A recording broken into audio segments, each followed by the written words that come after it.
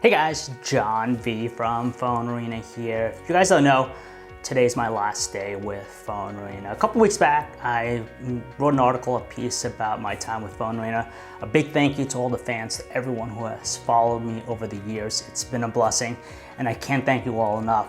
But in the last couple of weeks since that post, I've been thinking about what to do for my last video, and this is it. Now, I've been with PhoneArena for 7.5 years, and in that time, I've got to check out a lot of cool devices, from smartphones, tablets, accessories, wearables. It's changed dramatically, of course. 7.5 years ago, it was a very different landscape versus what it is today. But I thought about what I should do for my last video, and this is it. So I'm gonna talk about my most influential devices. Now, I'm not gonna talk about some of the stuff that came before my time at PhoneArena, like some older Windows mobile phones, maybe the original iPhone. It's not going to be in this list, unfortunately. I'm just going to talk about the devices I got a chance to play around with and that really stood out in my mind as being the most memorable and also influential.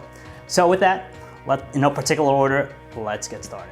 Okay, like I said, it's in no particular order, so let's jump right in and talk about the first handset on my list, and that is the Samsung Instinct. Now, this phone came out a little bit after the original iPhone and really stood out for me because it was the first real iPhone killer. And it had things like 3G connectivity, so faster data speeds. It also had the ability to watch live TV. And it also had the ability to record video. You couldn't do that with the original iPhone. And it was exclusive to Sprint, so it was their unique device, and they marketed it with the Sprint Everything plan. The HTC HD2 makes my list because it was the last great Windows mobile smartphone, and to me, it was the epitome of industrial design at the time. It was a larger-than-life handset, a big phone when you think about it, and back then, a 4.3-inch WVGA screen was just crazy. On top of that, we saw HTC driving Windows Mobile for the most part, not only for the great hardware, but also for the software experience with its TouchFlow 3D UI. Out of all the Samsung Galaxy devices throughout the years, the one that really stood out the most for me was the Samsung Galaxy S4. Now, that's because it was the device that finally brought Samsung to the top of the food chain. And with the handset, it had great specs. The S1, the original Galaxy S, the S2 and S3 were great products, but the S4 topped them all because it showed Samsung was going to be a force to be reckoned with. On top of that, it had a lot of stuff you didn't see in most phones at the time, like a HD screen, you had an IR blaster, and you had all those features that nowadays we think of as redundant. You had the ability to scroll with your eyes, and you can move through the gallery by waving your hand over the display. Only one Blackberry smartphone made my list, and that's the Bold 9000. It came out a little bit after I started back in 2008. And to me, it's the most influential of the bunch because it had the best keyboard in the smartphone. When it was released, it was basically a business class, sophisticated smartphone that couldn't be topped. Talk about all the keyboards that Blackberry has made over the years. This is arguably the best one for me.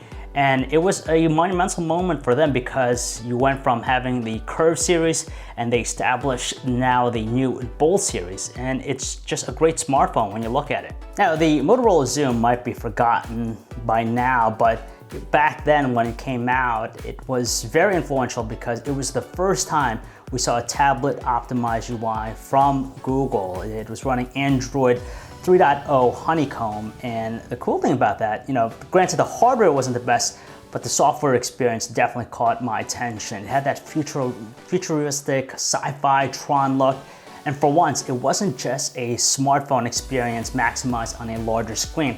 It was really optimized to fit the use of a tablet. Another phone from Motorola that makes my list is the Atrix 4G. Now, at the time of its release, it was dubbed the world's most powerful smartphone, and actually that was pretty true. Not only did it have a great spec sheet, a QHD screen, and it was powered by the NVIDIA Tegra 2 processor, but it had a feature that we don't see too often in today's phones. Now, we see what Microsoft's doing with Continuum. using a phone to basically emulate a desktop experience, but the Atrix 4G had something similar. It came with, well, there were these optional accessories, a dock, a laptop dock even. You place the smartphone in it, and basically it translated that smartphone experience to almost like a mobile computing device. The HTC Evo 4G has a place in my heart because it was the first true 4G smartphone released here in the US. Now, of course, we know what ended up happening. It was using WiMAX connectivity as opposed to LTE, and ultimately we saw LTE winning the 4G wars. But the Evo 4G was a monumental moment because it was basically the Nexus 1 on steroids with faster data connectivity. It's exclusive to Sprint. Top-tiered smartphone, rich with all the specs you want, a great look, and it just brought on this concept of 4G data connectivity. Now, the original iPad is monumental because it was the first true mobile tablet that we saw that really made us think about how it could replace a laptop. But for me, the more influential device was the iPad 2 because it was a tremendous upgrade. It sported a better looking design, thinner, lighter, great specs. And it was actually so good that they kept the design. And even today, it still holds up because you could still buy it on Apple's website. There's only one Windows phone that made my list, and that's the Lumia 1020 from Nokia. Now, this phone, everyone should know, is notable because it has still one of the largest size sensors in a smartphone. It features a 41 megapixel pure view camera, and that's what really stood out. You had this giant size sensor, a hump on the back of the phone, and even now, it still takes some incredible photos and videos, but when it was released, we had never seen anything before it, and it kind of introduced us to the possibility of actually having DSLR-like abilities on our smartphone. Out of all the Nexus smartphones that came out, it's only the Google Nexus 4 that's, to me, the most influential out of them all. That's because it changed the way we thought about smartphones. You didn't have to pay a whole lot of money. It had a great looking design with those glass surfaces on the front and back. And you had also top-notch specs. And all of that was great because you had this pure Google experience, a good looking phone, and was priced affordably at $300. And when it was released, $300 was kind of crazy to think about with a smartphone, especially of this caliber, and it really changed the way we bought phones just because it was also purchase unlocked and most importantly, at an affordable price point. Out of all the iPhones, it's the iPhone 4 that's the most influential for me because it established that new design language. It was thinner, lighter than the previous model. It looked a lot better too, and when you look about it, it pretty much is used still today. And the nice thing about it, it introduced several new innovations in terms of smartphones. Before it, WVGA resolution was the top end of the line, but with the Retina display, it just changed everything. It made pictures, videos look a lot sharper. It was the most pixel-dense screen when it was released.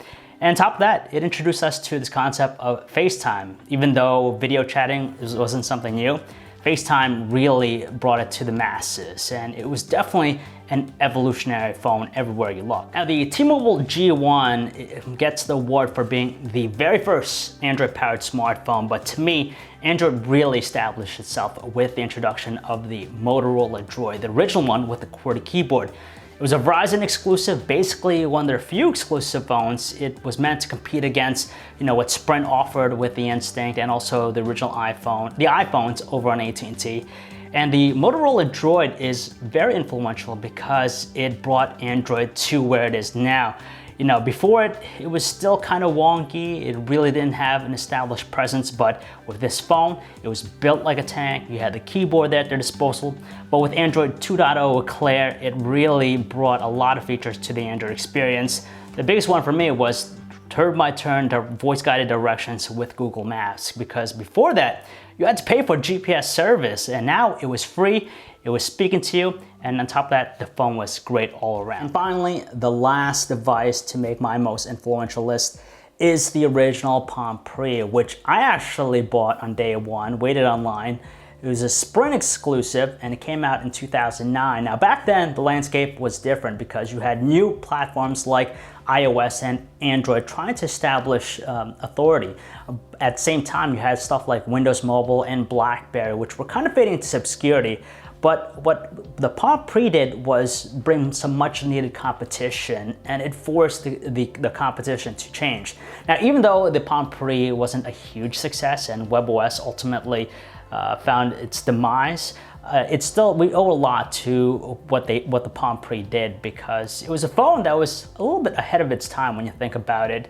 And it was just unique. It had wireless charging. You had, yes, the keyboard wasn't that great, but the hardware was pretty good looking. And just the way WebOS looked, felt, and executed, it was just ahead of its time. And that's it. Those were the devices that made my most influential list. It was really tough because at first I started out at 5, then became 7, then became 10, and then ultimately I found 13 devices that really, fit the bill. It could have been easily over 100 when I think about it now, but these were the phones that really stood out most. Well, that's it. I just want to thank everyone for all the years of following me, watching my work, watching me with my career. And it's been a true blessing doing this, something you're passionate about. But if you guys want to learn more on any of the devices that I've talked about here, you could check out our website, PhoneArena.com. It's John V. Thanks for watching.